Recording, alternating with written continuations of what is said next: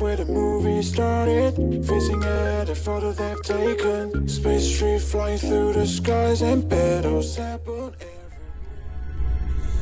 Kick.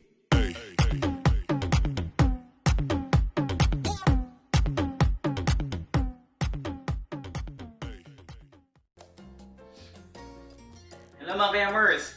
Welcome back po sa Pagkaing Pinasarap. So ngayon, magluluto tayo ng isang special na pork menu. Kumbaga, paborito natin mga Pinoy ito eh. So, iluluto ko to dahil regalo namin sa aming kasama sa bahay na kaibigan namin, so si Kuya Ronald. So, ito ay lechon belly. Oh my God! So, i-vlog ko na at pangririgalo namin kay Kuya. So, dyan lang po kayo. Panoorin nyo kung paano natin gagawin ang ating lechon belly. Ihahanda ko ng ating mga recipe, ang ating mga ingredients. Dyan lang po kayo, balik ako. 2 bulb ng minced garlic. So, ginamitan ko na ng food processor ito para mas mabilis nating ma-mince yung ating garlic. 5 pieces ng bay leaves or laurel leaves. 1/2 cup ng sugar, 1/2 cup ng salt, 3 teaspoon ng crushed black pepper, and around 5 sticks ng lemongrass. So ikakat natin yan. 4 medium size ng onion, minced onion. So ginamitan din natin ng food processor para mas mabilis nating ma-chop. And meron tayong cooking twine or panali para sa pagluluto. 2 tablespoon ng soy sauce at 3 to 4 tablespoon ng cooking oil. At meron din tayong isang tali ng spring onion. So make sure hugasan nyo siya. And meron tayong 3 kg ng pork belly. So piliin nyo yung hindi masyadong mataba para hindi pangit pag kinain pag puro taba kasi sa lechon. So ayan, mas masarap yung ganyan. So yung lemongrass natin na hugas na, gugupitin natin. Ang ganyan.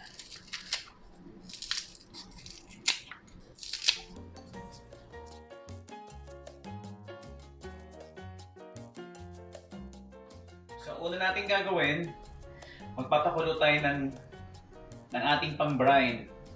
So, marami sa inyo magtatanong bakit natin ginagawa yung pang-brine, yung brining, kasi para maging tender yung ating pork at hindi maging dry. So, at saka syempre para mas maging malasa siya. So, ipapakita ko sa inyo paano pag-brine natin. So, eto na, lalagay lang natin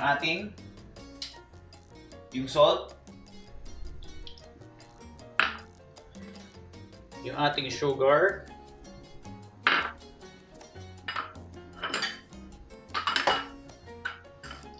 konti ng pepper,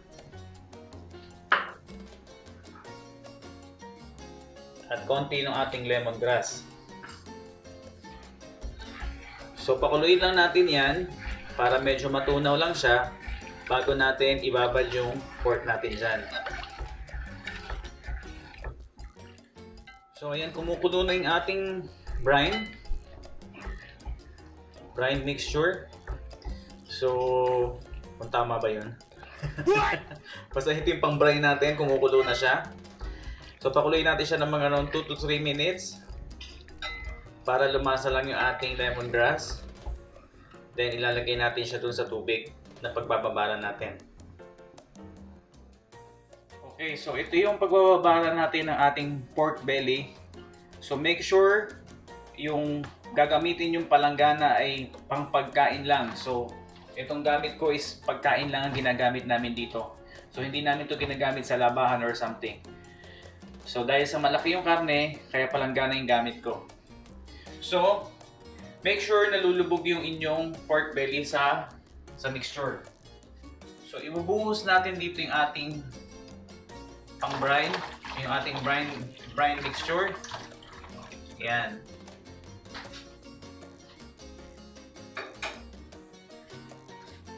But make sure yung inyong brining solution ay hindi mainit. So kung makikita nyo umuusok at mainit pa, huwag nyo muna ilalagay yung pork kasi para hindi siya ma-pre-cook. So medyo palalamigin natin ito bago natin ibababad yung ating baboy. Okay? Okay, so ayan, napalamig na natin yung ating brining solution. So pwede na natin ilagay yung ating pork. Ayan. So make sure nakalubog yung pork nyo. So ibababad natin ito overnight. Then kung wala kayong overnight at medyo nagmamadali kayo, 4 to 6 hours ng pagmamarinate will do. So ibabad natin siya ng mga around, for me ibababad ko siya ng mga around 6 hours. Okay? So para kumagat yung lasa niya at manuot yung ating brining solution. Okay. So takpan nyo yan. Leave it for overnight or 6 hours, 4 to 6 hours. Okay, so after 6 hours of brining natin, so itatabi natin, hugasan natin ito. So aanlawan lang natin siya ng konti.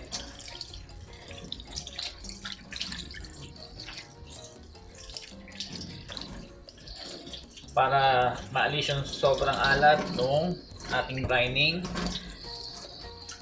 Pero mamaya lalagyan din natin ng konting salt dyan to taste. Anlawan lang natin siya ng konti. So ayan. So ayan, nagtatabi tayo ng konti. Okay. Okay, so ito na yung ating pork. Gagawin natin, ipapat dry muna natin siya.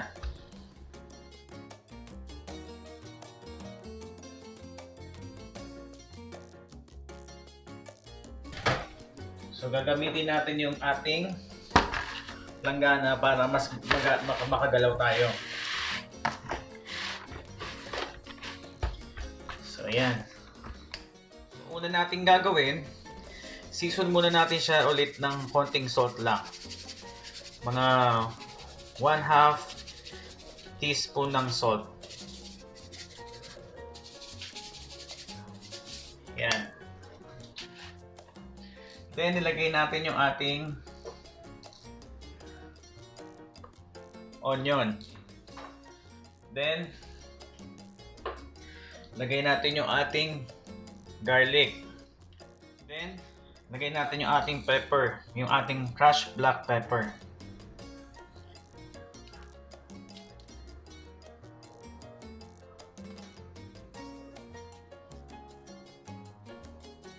So maraming pepper, masarap. Then lagay natin yung ating laurel leaves, yung ating lemongrass,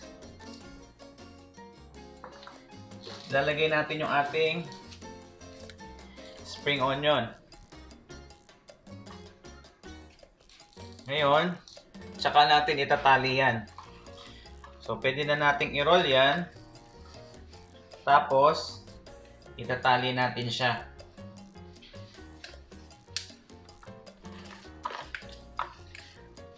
So kailangan huwag nyo siyang pagpatungin, kailangan nakaganyan lang siya pag tinali.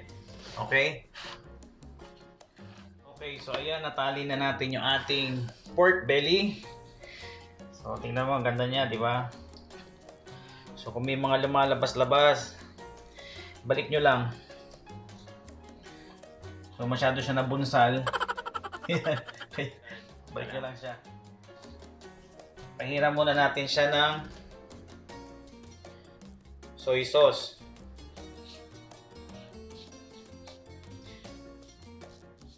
So nilalagyan natin ng soy sauce para maging maganda yung kulay niya.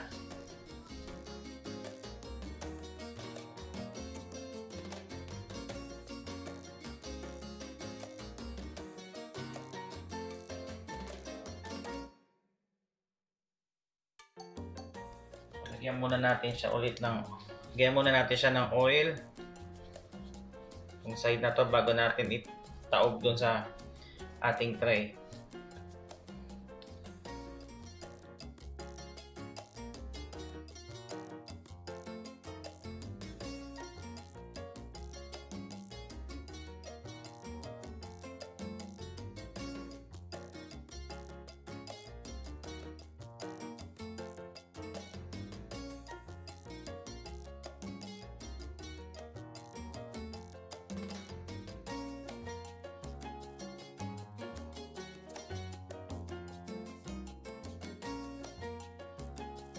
Then, babalutin natin ng foil to ngayon.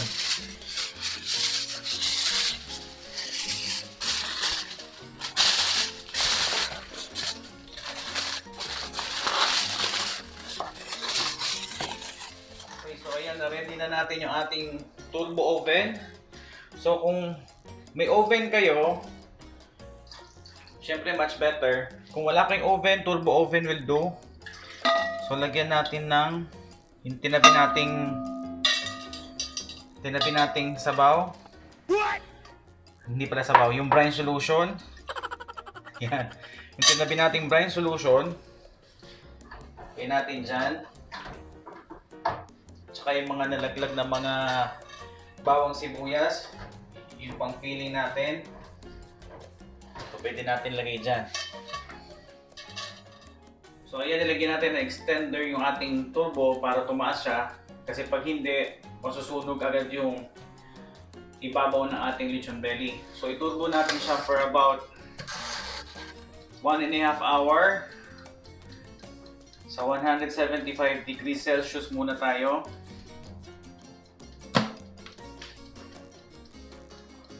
Ayan. So sinet ko muna dahil sa 1 hour lang yung ating turbo. So 1 hour lang muna, 175 degrees.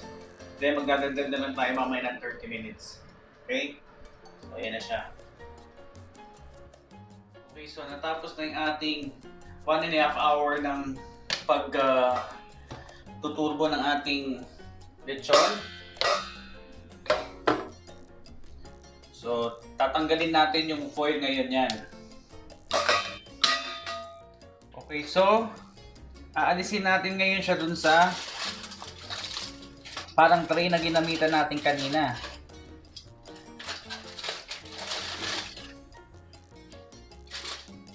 Yan. So yan yung ating unang salang. Okay. Then ngayon, ibabalik natin sa ating oven yan, pero pahiran muna natin ulit siya ng mantika.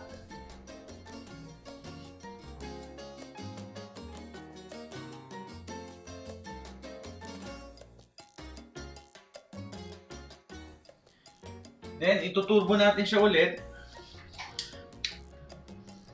for about 1.5 hours. So ibabalik natin siya sa ating grill. What? Sa ating turbo, I mean. So yung rack natin, tinanggal natin yung tray. So iniwan natin yung rack. So tataas natin siya sa around 200 degrees. So mag-i-increase tayo ng temperature natin. Then from time to time, ibabaliktad natin siya para maging equal yung pagkaluto ng ating lechon belly. Okay, so yan na yung itsura ng ating lechon belly. So yung pang final touch natin, i-oven pa natin siya, ituturbo pa natin siya hanggang sa medyo mag-golden brown pa siya. So ilalagay na natin sa maximum temperature. So bali 3 set yan. Okay? So nakalagay na ako ngayon sa 250 degrees Celsius. Pero oobserbahan nyo siya, titignan nyo, baka mamaya masunog yung inyong lechon belly. Okay? Then after nyan, balik-baliktad nyo, then tapos na tayo. Okay, so ito na yung ating lechon belly. So ang ganda. So tingnan nyo. So sobrang lutong niya. Oh my God! Wow! So susubukan na natin siya.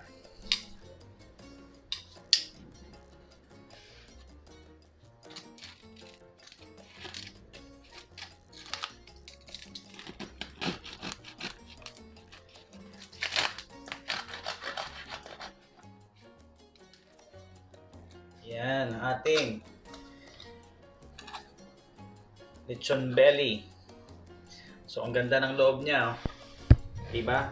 Hindi siya dry at tender. So titikman na natin yan.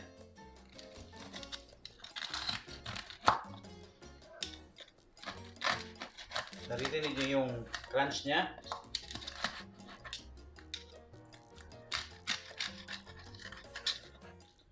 Okay, so ito yung ating lechon belly. So I hope meron kayo natutunan sa ating recipe today. So actually, special talaga pag nagluluto tayo ng lechon belly eh. So, tikman na natin siya. So nahiwa ko na yan.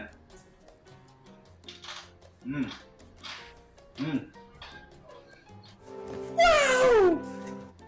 Hindi ko alam kung naririnig nyo dito yung crunch ng balat. Sobrang sarap. Tama-tama yung lasa niya. Yung sa pagkaka-brine natin, perfect yung ating meat. So hindi siya dry at tender pa. Hindi. Sorry.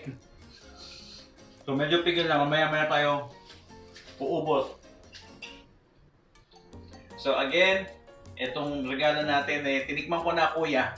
So happy birthday kay Kuya Ronald. So I hope magustuhan mo itong regalo namin sa'yo. So pero tinikman ko na kasi para sa vlog.